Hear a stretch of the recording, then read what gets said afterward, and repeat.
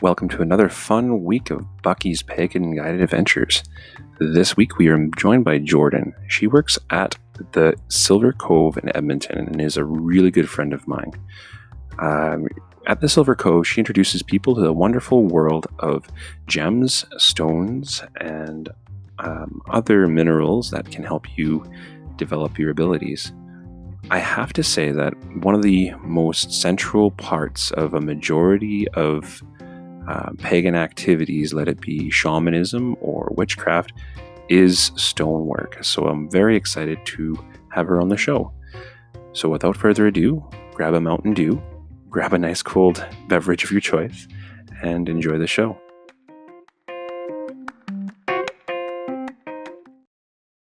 Thank you for joining us today, Jhordyn. Hello. It's really good to have you on the show, especially somebody who I've known for a while who really knows stones and gems and Well, uses them thanks quite for having nicely. me. It's really great. I actually still have the stones that you gave me in Moonwater, and I still have those hanging out on my Oh, door, on my nice. windowsill. I That's actually charged them awesome. the other day under the full moon.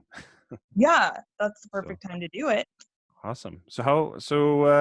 A quick question for you. How did you first discover gemstones and how they worked? Honestly, I was introduced to them really young. My aunt is very spiritual and she kind of brought me this bag of crystals, and ever since then I've been fascinated by them, but I've just really started taking it seriously probably about a year ago is when I really delved into my studies, because I discovered crystal gridding and like sacred geometry and all of that stuff, so that really kind of got me going on the whole thing. What is crystal gridding? Crystal gridding is, so there are grid boards and they have different sacred geometry patterns on them. So they have like the flower of life, Metatron's cube, things like that. And basically you pick out different types of crystals and you kind of place them on the grid in a pleasing way to the eye, in a symmetrical way. And when you pick out the crystals, you put your intention into it and you pick out the crystals that represent what you want. So basically the gridding is to help manifest things using the crystals. And you can make it as simple or as complicated as you want. And kind of everything that you do with it has intention. So the types of crystals, the number of crystals, the way you place them, it all has intention to work for you. So it's really fun. So does it kind of like work like the energy that the crystals emanate? Does it work just around the layout, or is it kind of can you direct your intention with that? If you understand what I Uh, mean. yeah, so you can do both. Basically, with crystal gridding, the way that I see it, and maybe not everyone sees it this way, is whatever works best for you is what you should do. You know, like you need to create your own practice that comes within you. So take the information that's out there and then kind of make it your own. So whichever way works best for you is the way you should do it. So it all has intention behind it, but if you want to make it really simple and just focus on like the meanings of the crystals and then just place those, that's fine. Or you can go like all in and do the numerology behind it and look into the pattern of the sacred geometry and things like that. Wow, that's actually that's cool. It's really Yeah, cool. So how long have you been studying that sacred geometry and layout? Like it the has probably, I started about a year ago because I went to a place for kind of like a workshop, and they were selling these amazing grid boards. They're beautiful, made out of wood. Actually, my friend Amanda makes them. Her name's the Witch down the lane, and she makes just these amazing, beautiful grid boards. And then when I saw those, I just became fascinated. And so I started talking to her and she started teaching me about it. And I took a class that she was teaching about it. So I've slowly and surely been learning, and I've made quite a few of my own grids. So one day I hope to be able to kind of gain enough knowledge to maybe teach a class on it or something, but I'm still learning, so I'm not quite there yet. still miles ahead of us. I'm assuming you've been doing gemstones for a lot longer than that. So Yeah. yeah. That being said, getting back to gems, so one of the things I like to do on the show is ask people who I'm interviewing some of the ways that they've seen what they do affect them. Okay. Like, I mean, we had another person on the show in regards to apothecary magic. And I asked him some questions about specificity, like specifically what things did they do that actually, That worked um, for you. yeah. And so I'm wondering if you can give me some stories of how you've noticed any changes with gemstones. Yeah, for sure. So generally speaking, like my collection of gemstones used to be like 5 gemstones. And of course it's grown a lot since then. So even just having the gems around you, you do have a different energy. And it really depends because sometimes people with a lot of different kinds of stones, the energy can be too much for some people. So you have to be careful. But for me, I can have like all the stones and it feels great. But a specific one would be, so I found this piece of rose quartz and it's kind of shaped like a heart, and instantly when I touched it and I held it, it just blew this like wave of calm through me, and it just completely took away all my anxiety and just made me feel like super centered and super grounded. And so I was actually going to the Fringe that day, and I'm like terrible in crowds, so I brought it with me and I kind of held on to it as I was walking through, and it totally just did the trick and it made me feel so much better. And then I gave it to my boyfriend as well to hold, and he even noticed a difference. And he doesn't really do the crystal thing so much, so that's one of the ones that I really noticed. And then also, when I make my moon water, I put different crystals into it, and depending on what crystals I use, I can definitely feel sort of different types of energy. So if I put more calming stones in, like rose quartz, amethyst, things like that, when I drink the moon water or use the moon water, it feels very calming. But if I use more intense stones, like magical stones, like let's say iolite, super seven, mystic merlinite, things like that, and charge it with that, when I drink it, I feel more like kind of energized and concentrated and creative. So for me, they really do make a difference. That's cool. So like you start noticing just the energy changes around you and within you, kind of with Yeah, the and stones.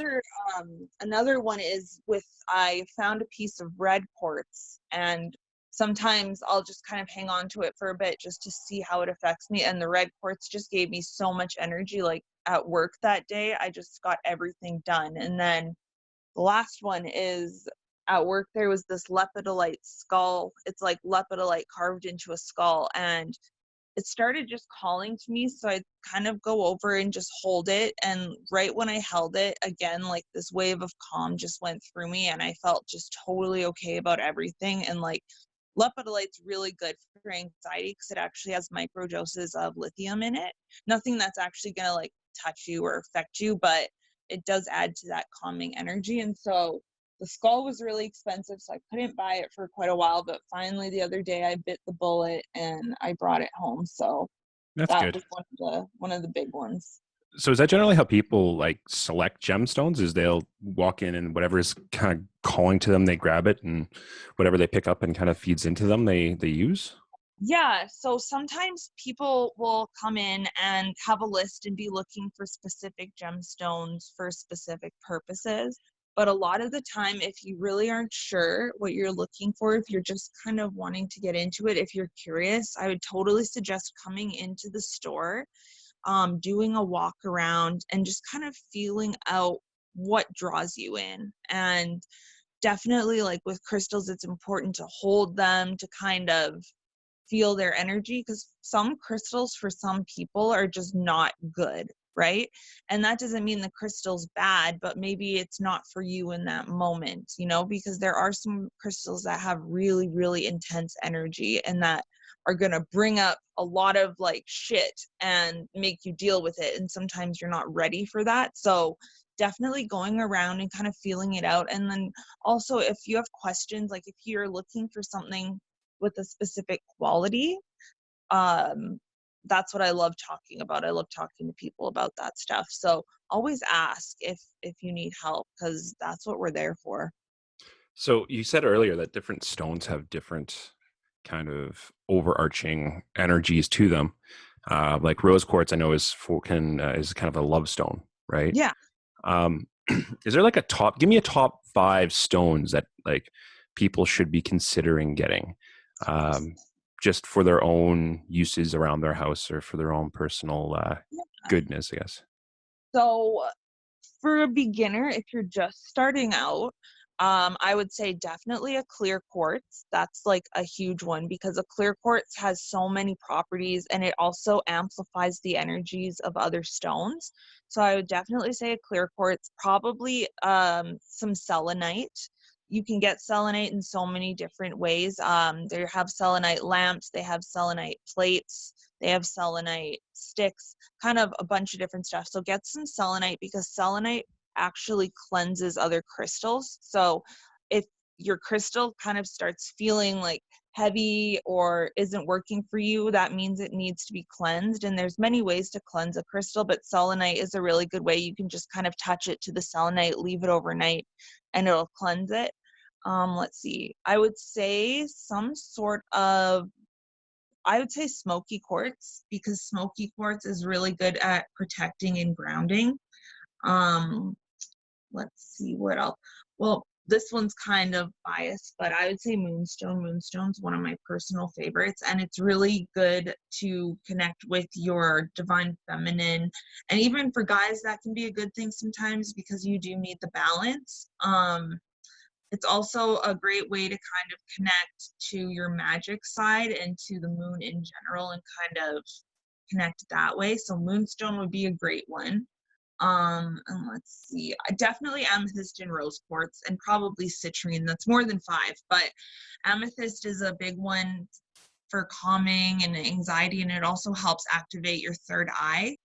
Um, See, that's citrine is, that's actually kind of funny because I like whenever I do a tarot reading, I utilize amethyst as a channeling stone. yeah, So it's just the energy that I use. Like I use that, and I also use clear quartz. And yeah, what I find with amethyst is that it actually just focuses the energy and streamlines the channel, if that makes yeah. sense. And So, also what you can do is if you have a crystal, you can program it for a certain purpose. So if you want it to be for a specific thing, you can kind of hold it and put your intention into it and be like, okay, your purpose is to help me with my tarot reading and to help channel this energy. hmm. Is there any like books or any resources that people can? Because I know there's like millions of stones out there. Yes. Like geologists will tell you that there's like over like I don't know, there's more stones than you could ever imagine. What's the Yeah, best absolutely. resources for that? So try not to get overwhelmed. I would say with crystals, just follow your heart, just kind of go wherever it leads you. But some really good books. So Judy Hall is an amazing author on crystals. She has a crystal gridding book. She has the crystal Bibles. So her explanation and kind of way of going through the stones is really, really amazing. One that I have that would be excellent for beginners is called The Crystal Companion by Judy Hall. And that one has kind of more of your basic stones. So it's pretty elaborate still, but it has more of the basic stones. So it'd be a really great starting point. And the way that it's formatted is it has the pictures, it has the descriptions, and it's just a really easy, pleasant sort of read. And it's good to flip through. And then a more sort of elaborate book, I would say that is really good too, would be the Book of Stones, and that's by Robert Simmons and Naisha Ashian. I'm not sure if I'm pronouncing that right, but that is a more kind of complex book and it has a lot more stones in it. So it really just depends what you're looking for. I would start with something simple because it's so easy to get overwhelmed. Like even me working in a crystal shop, I still have so much to learn, about a lot Mhm. of the different crystals. That makes total sense because I mean, like as we said, there's lots of, and I'm assuming there's probably a lot of wear and tear, like a lot of care that you have to do for crystals as well. Like I know that like someone said if a crystal cracks or breaks, you can't use it, and like there's a bunch of things. Is there like a general like maintenance for stones as well? Honestly, if a crystal breaks, it means that it protected you from something. So if a crystal breaks, it means that it kind of blocked something or a negative energy from you and it broke. But I would definitely suggest getting rid of it for sure, bury it or something like that. But For general maintenance, you can honestly make it as complex or as simple as you want. Again, it's more about what works with you and your daily routine and your practice. Some basic things, though, would probably be to set an intention for your stone, and sort of put that energy into it, spend some time with it, learn about its properties and things like that. And then you have to decide kind of what you want to do with it. So I'll carry them in my pockets a lot, or even I'll put them in my bra. You can wear it as a necklace. Sometimes you just want it by your bedside or in a certain room of the house. Like I have certain crystals for my pets, for my bunnies and things like that. So decide how you want to use it and what you want to use it for. Even in plants, you can put certain crystals kind of in your plant pots, and they help the plants grow and stay healthy. So set your intention, decide how you're going to utilize them, and then always make sure that you're giving them a cleanse every now and again. And some good ways to cleanse are, again, put it on the selenite. You can run it underwater and kind of put the intention of the energy cleansing out. Just be careful because some crystals shouldn't be in water, so you'll have to look that up. Let's see, you can sage them or use cedar or palo santo and use the smoke to cleanse them. You can put them out under a full moon. There's many ways to cleanse them, just kind of whatever works for you. So So I'd with say that, those three are the basic kind of things you want to do. okay, so you said that some stones you shouldn't get them wet. Is it because they dissolve or? Yeah, some stones it's bad for their actual physical chemical makeup. Like selenite is actually made out of salts. So if you put it underwater, it'll start dissolving. Hmm. So some of the stones just aren't good. It's not good for them. So I guess just make sure that you know exactly what you're doing with your stone before you do anything with it. Is that kind of the Yeah, idea? exactly. Hmm. Cool. So you're at the Crystal Cove in Edmonton. Yeah, Silver Cove. Silver Cove. Silver I Cove in always call Edmonton. it Crystal Cove. Yeah, I always call it Crystal Cove too. What's the coolest thing in the shop right now? Well, we actually, everything in there is amazing. I'm always in trouble whenever I go into work because it's so hard to leave without bringing something home. But something really cool that we just got in actually was this giant sort of geode table. So it's been sort of polished down and it's flat like a table, but it's got that really cool geode sort of pattern. And it's a table and it's like extremely amazing. It's so cool. We also have like some tektites and things like that, like moldavite, which is really cool because it's kind of like a space stone. And so there's a few things, Yeah.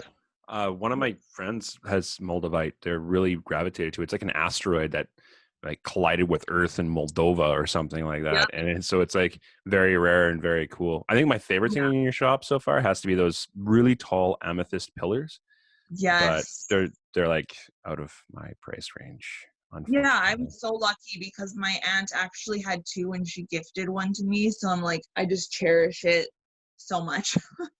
That's awesome. Yeah. So before we call us quits, do you have any last minute, last second advice for people with stones and how to anything on the top of your head? Honestly, my main advice to people who are just starting out, or even people who have a few stones, just feel them out. Like spend time with your stones to figure out exactly how you want to use them and what you want to do with them, and then incorporate them into your life and kind of make it a habit and make it a practice, because it really does make a difference. And a lot of it is about sort of using your intuition and feeling things out. But once you kind of get in the habit and sort of figure out how to incorporate them into your life in a way that works for you, it makes a huge difference. So you just have to be patient and really be open and listen to your intuition. Know thy stones, I Yeah. guess, and program thy stones. Yeah. Well, that's thank you very much for coming to the show there, Jhordyn. And if anybody wants to check out Jhordyn, go to the Silver Cove in Edmonton. One Yeah. of my favorite places to go to spend money that I should not be spending. Yeah, that's the thing. Honestly, if I won the lottery, I would have a lot of crystals. That's one thing is if I won on the lottery, I'd be like, I want an amethyst palace. Build it to me. Yeah. You know? Yeah, amethyst palace with like smoky quartz bathrooms. You Or know, like a rose quartz bathtub or something like that. that would be so cool. Yeah. Oh, that would be yeah. Rose quartz bathtub would be really cool. I think like a kitchen made of solid like clear quartz would be kind of cool. I don't know. I Yeah. don't know why. Just because you could see everything would be really transparent. I would love that. But That would yeah, be the dream. Maybe one day, maybe we'll manifest one day, it. you never know. Maybe one day we'll be able to like, you know, afford our own little gem mine, and then we can like gem mine our own stuff and build our own little freaking palace. Yeah. That'd be cool. Honestly, that would be amazing. I hope that I can get the opportunity to go on like a dig or a mining trip one day. You know, one thing I do remember when I was a kid is I can't remember where we were hiking, but we stumbled upon like a quartz garden. And I thought it Wow. was the coolest thing in the world. But, you know, my parents were like, yeah, it's quartz. Who gives a crap? Let's keep moving. Oh my God. No, that's so fucking cool. I know. I was so pumped. And they're just like, yeah, whatever. Let's just carry on. We got a timetable. Oh I'm my like, God. oh, but they're so shiny and pretty. Yeah. Yeah. Ugh, I don't Honestly, know. I collect like rocks from like the river here anyhow, like 'cause some of them call to me. So even like if you don't have the money to spend on the fancy crystals, go down to the riverbed or go on a hike and try to feel out some rocks that are calling to you, because you can also use those as well. So you don't have to spend the money to be able to work with stones and things like that. Have you ever noticed something else? Okay, so this happens to me quite frequently because I hang out with a lot of people who have stones, and then all of a sudden, like Mhm. out of nowhere, in my pocket will be a stone, or in my bag will be a stone, and I'll be like, "What the heck is a stone?" They're like, "Oh yeah, that was my stone, but apparently it wants to be with you." Yeah, Right? sometimes that'll happen. So sometimes like I'll lose a stone, and usually if you lose a stone, you don't try to find it, because unless it comes back to you, because honestly, if you lose a stone, it might mean that someone else was meant to have it or someone else was meant to find it. And sometimes they'll just find their way. They have this a way of finding their way to the right person who needs them at the time. Yeah, it's kind of like they know where they want to go, and they're just gonna go there, Yeah. right? Like, I mean, I've also found like stones on the road where I'm like, "Oh, that's a cool stone." Actually, the coolest story I ever had is I'm always gravitated to clear quartz. Yeah. Clear quartz and amethyst are the two stones that'll like grab me and pull me in anywhere. And I Yeah. was on the beach in Vancouver, on English Bay Beach, and I was walking with my girlfriend at the time, and she was a geologist, and Mhm. like all of a sudden I kick over the stone. I'm like, "Hey, that's a stone." I'm picking it up, and I'm like, "What do you think this is?" Like, "You're a geologist," and she goes, "Oh, Yeah. I think it's sea glass. Sea glass. That has to be sea glass." So I'm like, Oh, "Oh, okay." So I gave it to her, and she looked at it, and she goes, "Nope, this is quartz."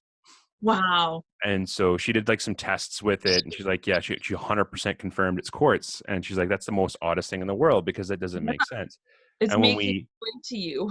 well, this is where it gets really neat is where we did a little bit of like digging, and we found out, well, not physical digging, but like just kind of research, and found out that there was like a quartz bed underneath. So the water would have had to have forced that up to the surface and then onto the shore for me to discover it. Wow. I'm like, okay, that's pretty powerful stuff there. That's a sign. That's a sign right there. And like the fun thing about crystals is, like you said, you use it in your tarot readings and stuff. So you can totally incorporate your crystals into your other practices, like tarot. They're great for meditation, things like that. Oh yeah, like I mean, I know there's one tarot reader at Crimson Quill in St. Albert who will cast cards and then will also pull out stones for each card set. Yeah. So and it like amplifies. So like this like a certain part of the spread, if what they pulled out of the bag was a rose quartz, then it'd be Mhm. okay, cool. So this is impartial to your love life. This one over Yeah, here is something you should be looking, and it works very very effectively. And totally. so, yeah, it's stones are pretty neat. I think they're kind of like central to energy transference. I can't Yeah. stress so much. There's a lot of energy involved with stones. And you know what? Sometimes they're not for everyone. Sometimes people prefer to use other methods and things like that, that's totally fine. Like, you don't have to do anything. So whatever you prefer, if you're more drawn to like the herbs or something else, like if you're not feeling it, then don't force yourself. Maybe one day you will feel it, and that's maybe when you're ready for it, you know? Yeah, I can. That's absolutely 100%. Like it's the same thing with divination. I do tarot because I mean palmistry is something that doesn't really appeal to me, or leaf reading doesn't really Right. work for me. So it's like find your mojo, find your jam, and make it work. Yeah. And like tarot and oracle cards really called to me. I'm still like kind of a baby when it comes to that. So I'm learning, but I'm drawn to it. So Yeah, and well, and that's the other thing too. Is it's all. I think it's one. I think one thing I've noticed about this too is like it's 90% research, especially when it comes to things like stones. It's learning continuously yeah, and like filling out journal after journal of everything that you've yeah, discovered. And and meeting people who also can help you and teach you, because I find learning in person is a whole new level. You know, it's like the best. absolutely. But we are getting down a rabbit hole, but this always happens when we have coffee. It's like literally I having know, coffee with you. I know. But we'll catch up and we'll have coffee another time. Yeah, that sounds good. And then we Awesome. can go into any rabbit hole we want. Exactly. Thank you very much for coming out on the show. Yeah, And I look forward to having you back on someday. yeah, it was a pleasure. Awesome. Well, and enjoy the rest of your week. Yeah, you too. All right. Bye. All right, bye.